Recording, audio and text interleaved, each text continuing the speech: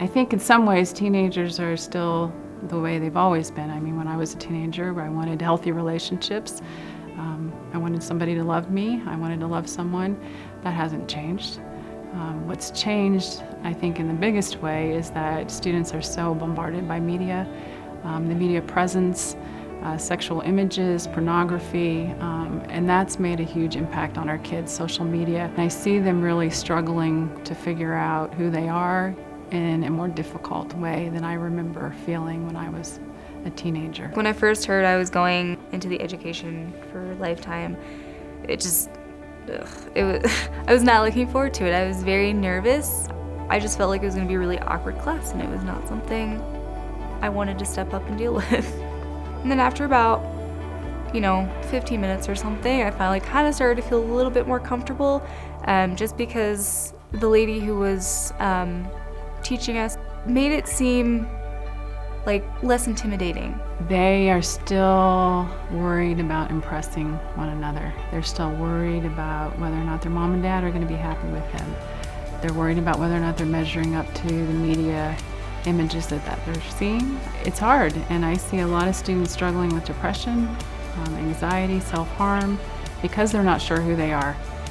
And that's part of why we made sure to continue having the class available to our students, because they need to be able to address those issues in a personal way, but they also need to hear the truth.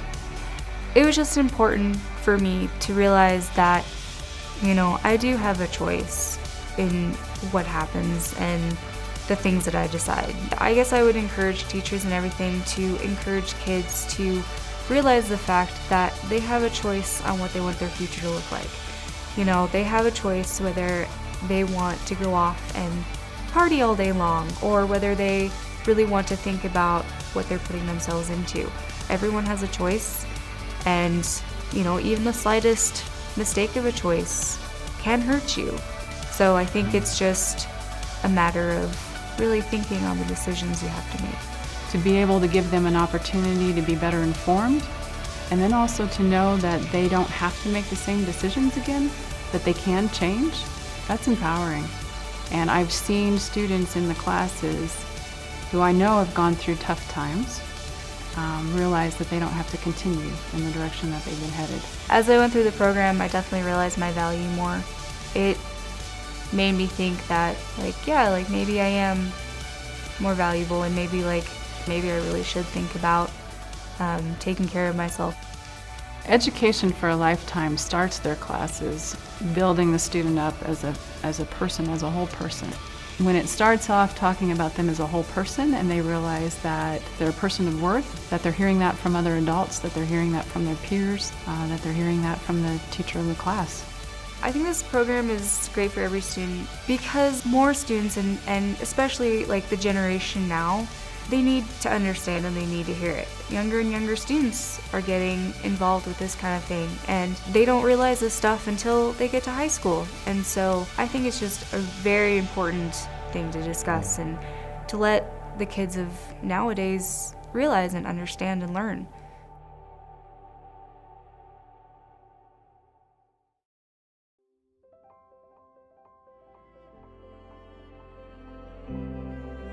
It was November 17, 1984, that I decided to have an abortion and take my child's life.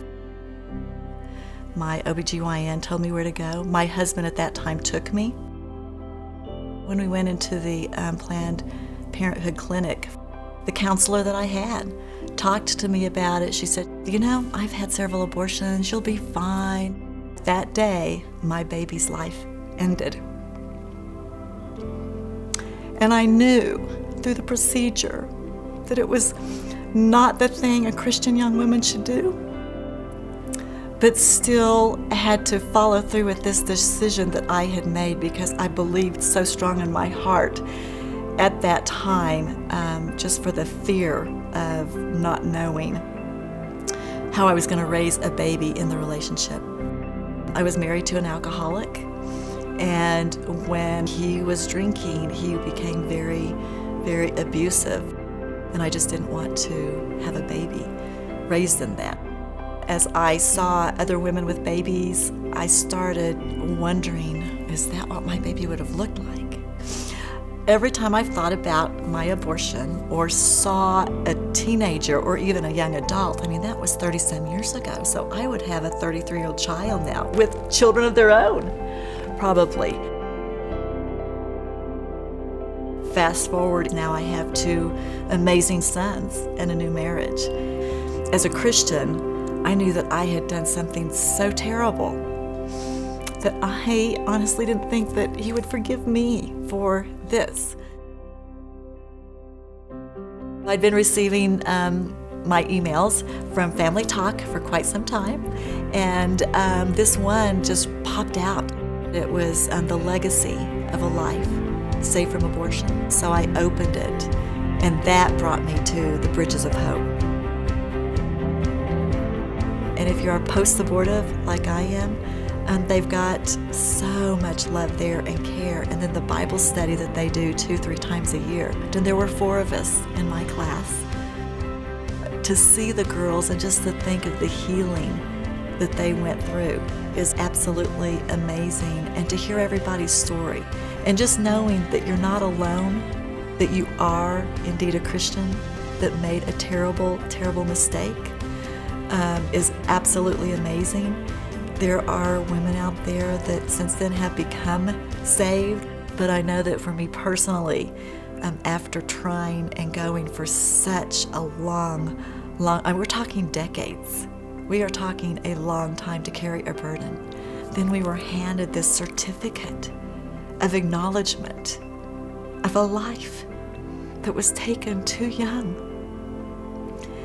And looking at that and seeing your child's name on it, for me personally, was just another physical avenue of me seeing God's goodness and grace to finally, know that there's a sisterhood out there of women who've been through this and forgiven, and we can all get together, and in heaven one day, it's going to be amazing to hug our babies and to have the rest of our family together.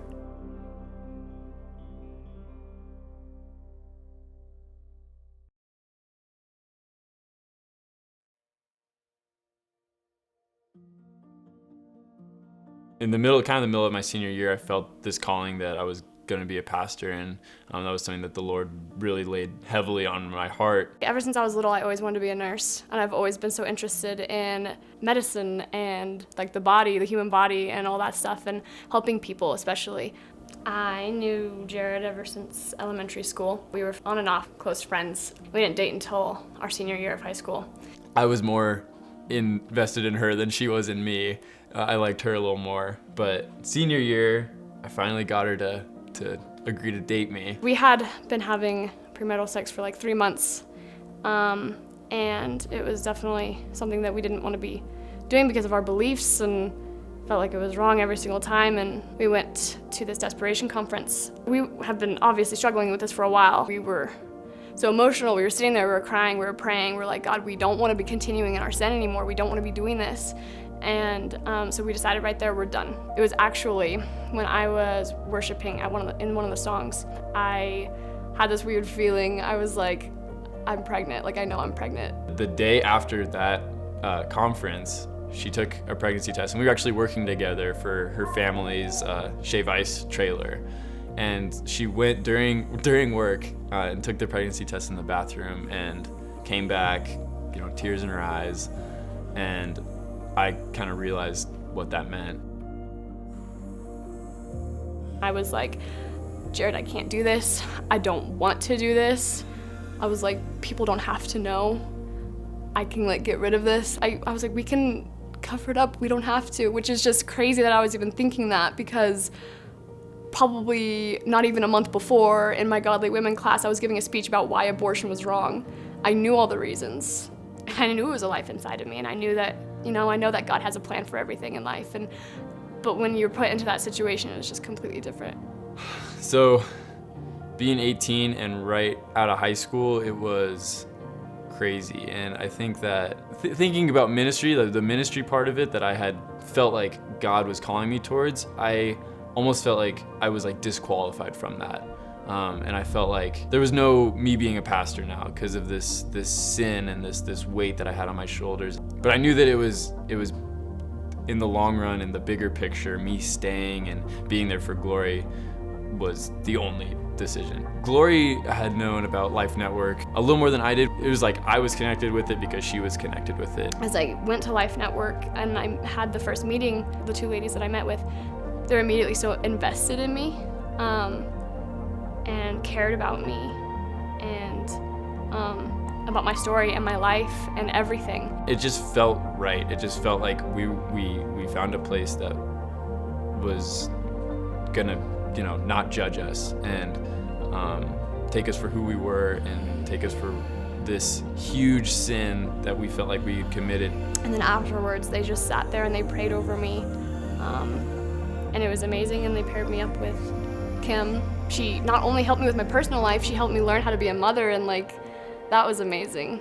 And exactly what I needed as well. I met the fatherhood coach, and it just everything was kind of clicking, and it felt like instead of life kind of falling apart for a little bit, it was kind of slowly coming back together. I was learning who God was through other people. These, Kim at Life Network, and just investing so much of her time in my life, and other people investing so much time in my life. Those were the people who were showing me grace, and that's how I was learning about who God was, through those people that He put in my life.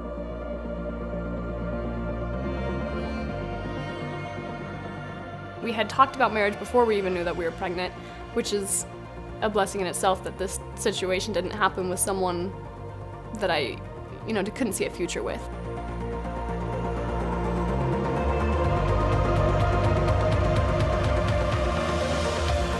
This is Tate Ezra Adusi, and his name Tate means cheerful, and he has lived up to that because he is the happiest baby.